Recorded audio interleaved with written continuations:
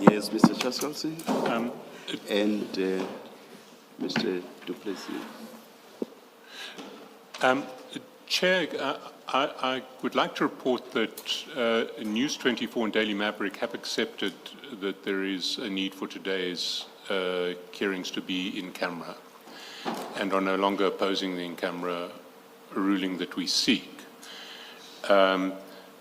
Just to motivate that further, as I've explained, or as the evidence leaders explained in the application and in the submissions made earlier this week, the witness testifying today is going to testify about matters that are the subject of active ongoing police investigations.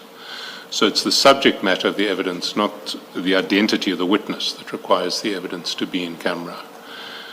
And when the police are at an advanced stage of investigations, one can't ventilate the content of those investigations publicly without running a risk of compromising those investigations. And that's the unfortunate situation that we find ourselves in at the moment, because this commission is of necessity investigating matters that are the subject of parallel police investigations that are at an advanced stage. As I said earlier in the week, we hope very much that long before this commission concludes its business, the investigations will have reached a stage where they will no longer be at risk if this information becomes public. And as soon as that point is reached, the testimony from today will be made public.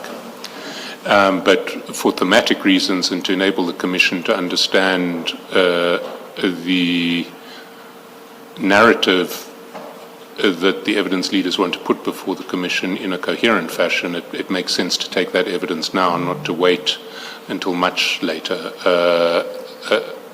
when it can possibly be led publicly. But as soon as the need for secrecy has passed, the evidence will be made public. So we would ask for today's evidence to be in camera. There's one further issue I just want to place on record, which is that independent newspapers had earlier expressed opposition to the in-camera ruling and had sought an opportunity to intervene in relation to proceedings next week. But having understood the ruling of the Commission earlier in the week, and having discussed it with the evidence leaders, they're now satisfied with that ruling and are no longer opposing.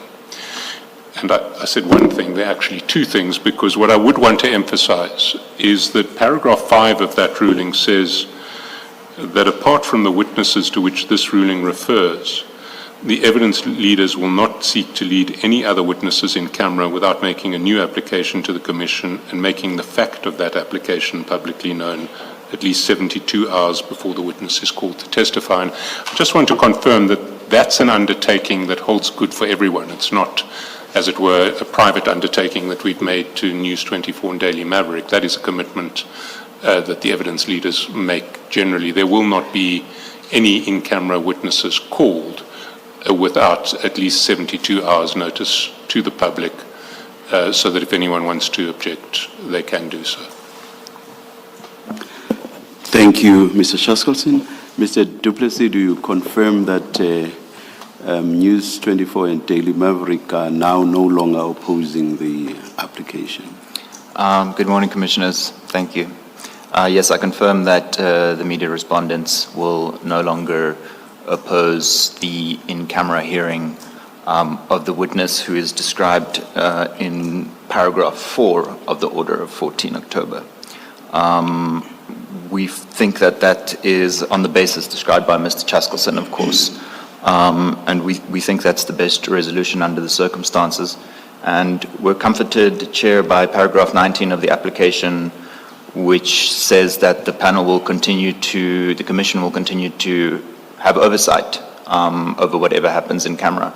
And then going forward, there will, of course, be the procedure described by Mr. Chaskalson. And on that basis, we're happy. Thank you, Mr. Duplessis. Just one question, Mr. Chaskalson.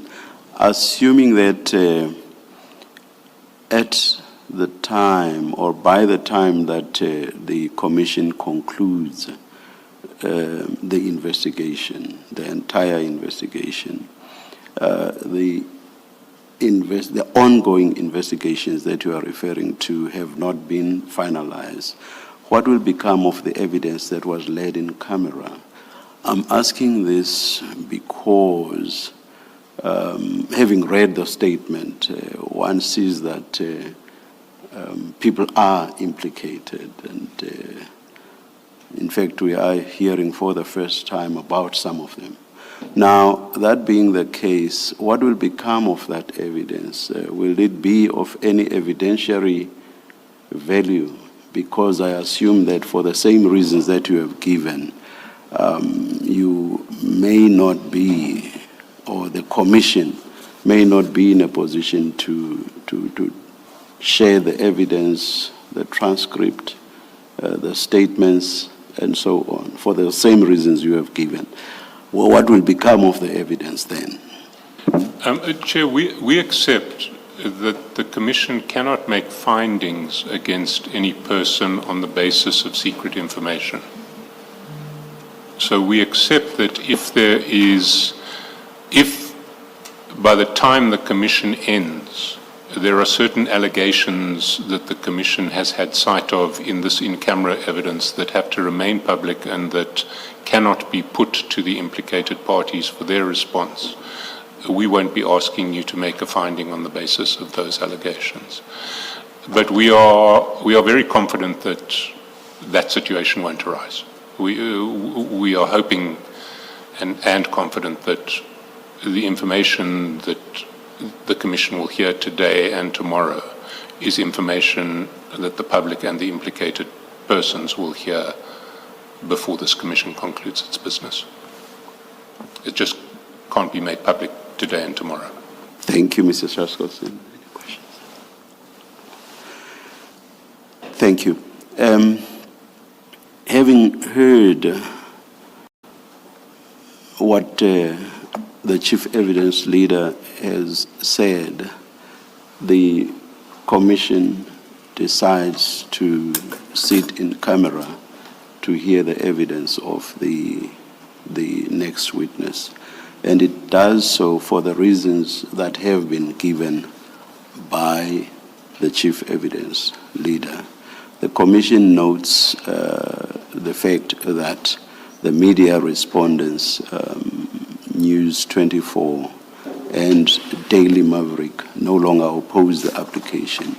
I must stress, though, that the decision of the Commission is not necessarily influenced by the fact that there has now been agreement between the parties on this application.